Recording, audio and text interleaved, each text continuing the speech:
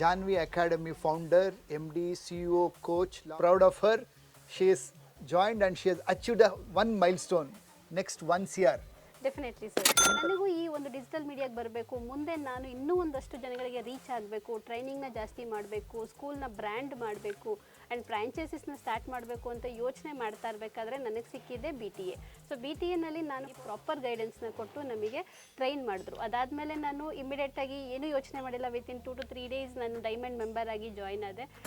ಎಲ್ಲರಿಗೂ ಒಂದು family struggles ಇರುತ್ತೆ, ಇಲ್ಲ ವರ್ಕ್ ಪ್ರಾಬ್ಲಮ್ಸ್ ಇರುತ್ತೆ, ಏನು ಮಾಡಬೇಕು ಅನ್ನೋ ಗೈಡೆನ್ಸ್ ಅವರಿಗೆ ಗೊತ್ತಾಗಿರಲ್ಲ, ಅಂದರೆ ಒಂದು ದಾರಿ ಅವರಿಗೆ ಗೊತ್ತಾಗಿರಲ್ಲ.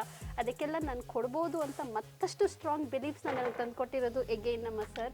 BTAಗೆ ಯಾರು ಜಾಯ್ನ್ ಆಗಬೇಕು ಅಂತಲ್ಲ, ಎಲ್ಲರೂ ಜಾಯ್ನ್ ಆಗಬೇಕು. ಅವ್ರು ಬಿಸ್ನೆಸ್ ಮಾಡ್ತಾರಾ ಇಲ್ವಾ, ಯಾಕೆಂದರೆ ಫಸ್ಟ್ ಅವ್ರಿಗೆ ಲೈಫ್ ಸ್ಕಿಲ್ ಸಿಗುತ್ತೆ. ಲೈಫಲ್ಲಿ ಏನು ಮಾಡಬೇಕು, ನಂಗೊಂದು ಆಸೆ ಇದೆ, ನಂಗೊಂದು ಕನಸಿದೆ, ನಾನು ಅಚೀವ್ ಮಾಡಬೇಕು ಅನ್ನೋರೆಲ್ಲ BTA